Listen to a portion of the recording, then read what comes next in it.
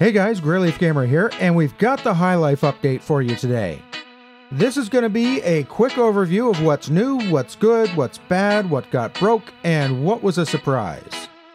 We'll start off with the vehicles, the Huntley, the Massacro, the Zentorno, and the Thrust. I took each one of them for a quick spin, and for what it is, the Huntley seems to be a decent SUV, nothing special, but not a pig stuck in the mud either. The Thrust is a bike that isn't that bad. It has decent speed and decent handling, but at $75,000, I don't think so. There are much better bikes for much less.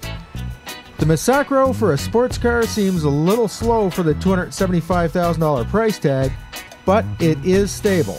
It's also a little on the pushy side, but with some small changes to my driving style, I was getting around the corners without too much of a problem. The Zentorno seems to be a fast, stable, sticky supercar, but I don't think it's special enough to knock my Entity out of the garage. And I'll give you guys a better rundown on these vehicles later in the week after I've maxed them out and gotten some more seat time in each one of them.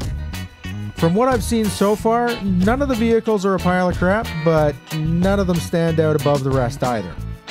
There's a few other vehicle changes to the game. You can now buy the Dominator, the F620, the Fusillade, the Penumbra, and both the XS and convertible versions of the Sentinel at Southern San Andreas Super Autos. An unintentional change is that the RH8 is now priced at $95,000 and the collector edition cars now cost money to buy. This change is not permanent. Rockstar is aware of it and they're looking into fixing it. Another vehicle issue that came in this update is that the Sand King XL has converted itself to a two-wheel drive, and again, Rockstar is looking into fixing it. There's not much to say about our one new weapon, other than the fact that it is basically an advanced rifle with a very slight increase in firing rate and a very slight decrease in damage. The range and accuracy are exactly the same when both rifles have all the options equipped. As for the apartments, we got one new apartment. That's it, one. We got 5 new locations and 5 new prices, but only one new interior. And it doesn't really matter anyways, because I don't think anyone is wandering around their apartment admiring the layout. And that brings up a good point. There has to be a good reason to spend $500,000 on an apartment. And there isn't one. I can go and buy 2 apartments at Del Perro Heights, both with 10-car garages, for a total of $405,000. Or I can buy the 2 most expensive properties in the game for a total of $992,000 without gaining a single advantage. That's almost a $600,000 difference. So buy 2 properties at Del Perro Heights and get a free supercar. That should be their ad.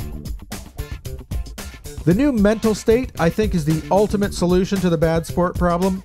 It's kind of a graduated psychopath system. If you're a flower-picking, tree-hugging player like myself, who just wants to drive around the city without fear of being shot, then you'll be matched up with other flower-picking players. If you're some kind of psychopath that's just out to shoot people at random, then you'll all be grouped together on the same server, so you've got no one to harm but each other. And when there are violent psychopaths on your server, at least now you'll be able to tell which ones are which.